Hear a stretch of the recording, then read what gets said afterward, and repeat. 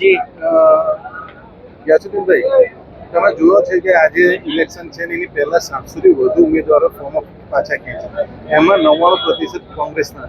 એવું શું કારણ છે કે કોંગ્રેસના આટલા બધા ફોર્મો પાછા ખેંચે છે? આનું સ્પષ્ટ કારણ છે કે ભારતીય જનતા પાર્ટી હાર માડી ગઈ છે. ભારતીય જનતા પાર્ટીને ખબર છે કે સીધી રીતે કોંગ્રેસની સામે લડીને જીતી શકાય એમ નથી. એટલે સત્તાનો દુરુપયોગ કરીને ક્રાઇમ બ્રાન્ચ હોય, એટીએસ હોય, લોકલ પોલીસ હોય, ગુંડાઓ હોય, ધાક ધમકીને લીધે એજન્સીનો ઉપયોગ કરીને આ એમણે કૃત્ય કર્યું છે. હું માનું છું કે લોકશાહીની હત્યા છે, સરમુખત્યારશાહી છે. પરંતુ આ 700 ઉમેદવાર બેસાડવાથી એમનો સમસ્યા હલ નથી થવાની. એમને 28 તારીખ ખબર પડે છે ગુજરાતની જનતા કેટલી આક્રોશિત છે અને ભારતીય જનતા પાર્ટી ગુજરાતમાં હારવા જઈ રહી છે. કે 30 વર્ષથી એમના કુશાસનથી જનતા જે ત્રસ્ત છે, આ જનતા જાણી ચૂકી છે કે એમની પાસે મંદિર, મસ્જિદ, ભારત, પાકિસ્તાન અને આની સિવાય બીજી કોઈ એમની પાસે કોઈ હિન્દુ મુસ્લિમ સિવાય બીજી એમની પાસે કોઈ મુદ્દો નથી, કોઈ નારો નથી. એટલે આ જે છે આખી ઘટનાક્રમ જે છે એ લોકશાહીની હત્યા કરવાનો છે. અને જયારે પેલા આ ધાકધમકીથી બેસાડ્યા, હવે સીએમ પોતે અધ્યક્ષતામાં મીટિંગ થાય અને સીએમ કે હવે પેનલો તોડવાનો પ્રયાસ કરો, પેનલો તોડી નાખો. એટલે તમે સમજો કેટલા રાજકીય રીતે ભયભીત છે. આ બિહાર વાળી પહેલા થતી હતી, પરંતુ વિધાનસભાની ચૂંટણીમાં થાય, લોકસભા અને કોર્પોરેશનની ચૂંટણીમાં ક્યારે પણ આવી ધાકધમકીનું રાજકારણ થયું નથી. પરંતુ આ એન્ટી ઇન્કમ્બન્સીથી પીડાતી સરકાર જન આક્રોશ ભાળી ગઈ છે. એના લીધે આજે છે કે સત્તાનો દુરુપયોગ કરી અને ધાક ધમકીથી બિન લોકશાહી ડબે લોકોને બેસાડવાનો ધાક ધમકીથી આ કૃત્ય કરી છે ને અપહરણ કર્યા છે. તમે ઘડી એક વાતનો ઉલ્લેખ કર્યો છે કે ભરૂચમાં કોંગ્રેસ આટલી વિખેરાઈ ગઈ છે, જેના લઈને તમને બહુ દુઃખ છે, તો એના માટે શું કહેશો? એના માટે મારો સ્પષ્ટ છે, હું આજે નહીં, હું જયારે પણ અહીંયા આવ્યો છું ત્યારે મેં આ વાત કરી છે કે અહીંના સામાજિક સમીકરણ એવા છે, અહીંયા એટલું નેતૃત્વ હતું કે જે આખા દેશનું નેતૃત્વ ચલાવતું હતું. એ એમના ગયા પછી જે બિખરાવ થયું છે, કેમ કે અમારા 3 નેતાઓ, મોહમ્મદ ફાસીવાલા સાહેબ, યુનુસ પટેલ સાહેબ અને છેલ્લે અહેમદ પટેલ સાહેબ, એની પહેલા અહેમદ પટેલ સાહેબ, એટલે જેમના જવાથી એક અમને થોડી તકલીફ ઊભી થઈ છે. એટલે હું માનું છું કે પાછા લોકો અત્યારે એકજૂટ થઈ રહ્યા છે.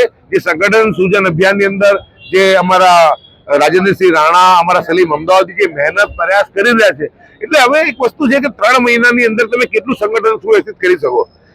અમિત ચાવડાજીએ પણ પ્રયાસ કર્યો, મહેનત કરી.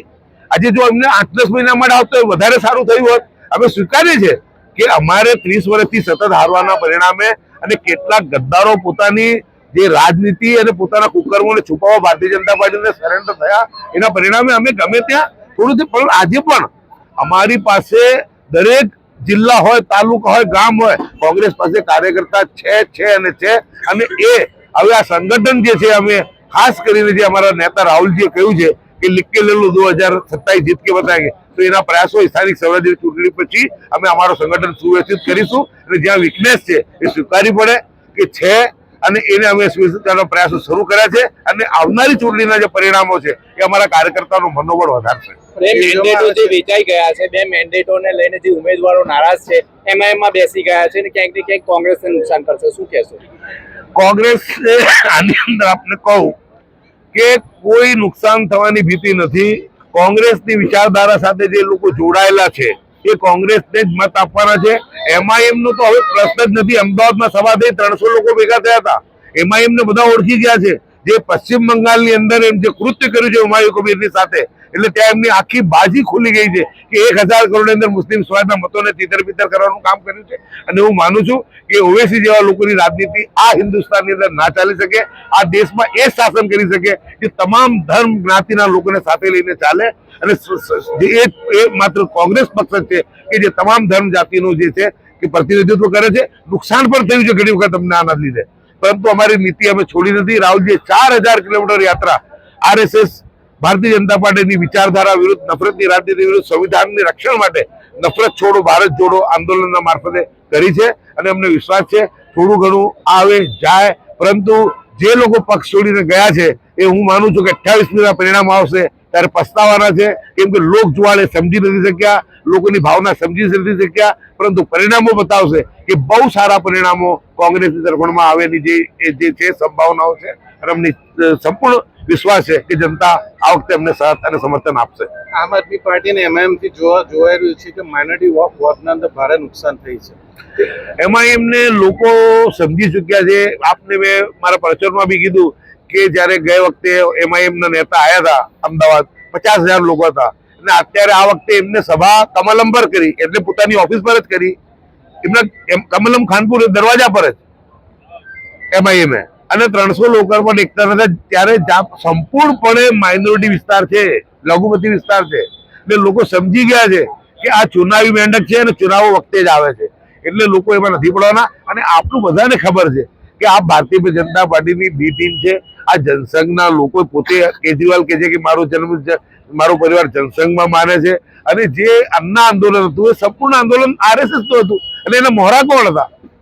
અન્ના હોય કે કેજરીવાલ હોય, આ તમામ RSS ના મોહરા હતા. એટલે લોકો એમને સમજી ચુક્યા છે, એમનું કોઈ ગુજરાતની અંદર ભવિષ્ય નથી. લોકો સમજી ચુક્યા છે. પરિણામ આવે તમે જોજો કે બધા આ વખતે માપમાં આવી જવાના છે. આ ભરૂચના જે મોટા બે નેતાઓ વચ્ચે વિવાદ છે, શું એને સુલઝાવવા માટે તમે પ્રયત્ન કરશો? જો આટલો મોટો પક્ષ હોય, નાની મોટી સમસ્યા થાય, એને 100% પક્ષ ગંભીરતાથી લે જ, અને ઘરની વાત છે, ઘરમાં બેસીને એનું નિરાકરણ 100% થશે. અમે દરેક નાના મોટા તો ઠીક છે, નાના કાર્યકર્તાનું પણ અમે સન્માન કરીએ છીએ, અને 100% અમારા અધ્યક્ષ એ બાબતે પ્રયત્ન કરી જ રહ્યા છે, અને 100% એમને સાથે બેસાડીશું, કેમ કે અમારો એ પરિવારના એવા અંગ છે કે જેમની વગર અમે અધૂરા છીએ. શું અમે માનીએ કે આગલી સભામાં બધા નેતા સાથે હશે એક સ્ટેજ પર? અમે ઈચ્છા રાખીએ, અમે બી આ અપેક્ષા છે કે આ બાબતની ગંભીરતા લઈ અને કંઈક એવું નિર્ણય આવશે કે મને વિશ્વાસ છે કે આવનારી સભામાં જે 2-4 દિવસ પછી કદાચ થશે તો એમાં સાથે હશે.